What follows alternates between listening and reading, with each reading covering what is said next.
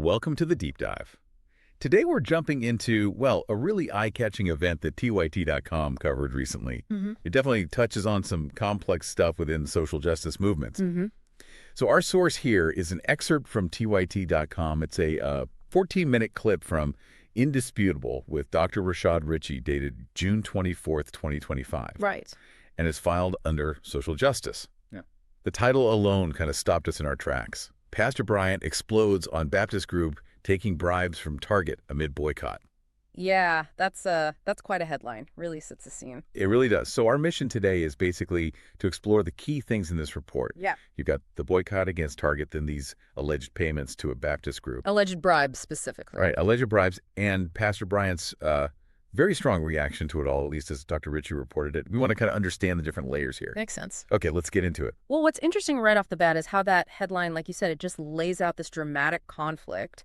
You know, a boycott implies unity, right? And then you throw in a Baptist group taking bribes, and immediately it suggests, well, some kind of break in that unity, maybe a compromise. Exactly. And Dr. Ritchie's reporting, it really tries to explain why Pastor Bryant's reaction was reportedly so, well, explosive. The clip stresses that the boycott itself was linked to Target's marketing choices that some groups found controversial. Right. So the movement, as presented anyway, was about using consumer power to push for changes. Yes, and that's where these alleged payments become so critical to the story. The clip goes into Pastor Bryant's pretty heated accusations. He's claiming that this Baptist organization, which was supposedly supporting the boycott, had allegedly taken significant money from Target. And not just, standard donations. Pastor Bryant reportedly called them essentially hush money. Hush money. Wow. Or bribes, yeah, maybe disguised as grants, that kind of thing. But the alleged purpose was specific: to get them to back off the boycott, to soften their public criticism of Target. So the claim is it wasn't just about getting funds, but funds intended to directly sort of undermine the activism itself. That's the core of the accusation reported in the clip, yes. So how did this explosion from Pastor Bryant actually look in the clip? What did Dr. Ritchie highlight specifically? Was it shouting or... Well, the clip portrays it as this really passionate, almost visceral condemnation.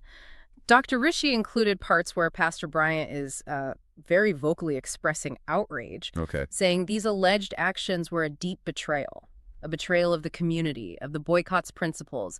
He basically accused the group on tape of choosing money over morals, over the movement's goals. Yeah, he used really strong language, stuff like spiritual compromise and calling it a sellout of their cause, really emphasizing the hypocrisy he perceived. Sounds like, from his perspective as reported, it was less a strategic disagreement and more a fundamental breach of trust. Exactly. That's the feeling conveyed in the reporting. Did the clip give any, hard numbers, specific amounts involved, or maybe when these alleged payments happened compared to when the boycott was really active? Specific audited figures weren't laid out in the clip we reviewed, but Pastor Bryant reportedly alluded to significant sums and ongoing contributions. Oh, okay. Ongoing. Implying it wasn't just a one-off thing. And the timing, as discussed in the segment, reportedly lined up with when the boycott was really gaining momentum. Which would make it seem particularly damaging, if true. Precisely. That timing makes the allegation much more pointed. Dr. Ritchie seemed to frame it as, a potential example of corporations trying to neutralize activism through financial means. Counter-activism, essentially. Right.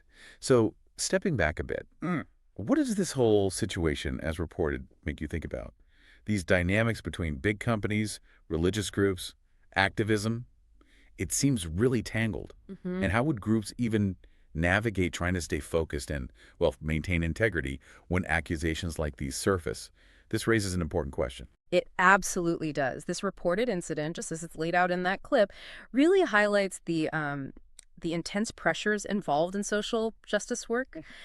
Boycotts need solidarity, right? A clear stance. Yeah. So when reports surface about money potentially influencing key groups within that coalition, it can really shake the foundation of public trust and, frankly, the movement's power. Totally. It forces a look at how vulnerable advocacy groups might be to outside financial pressures and just how vital transparency and sticking to your stated goals really are. It's a tough balancing act, apparently.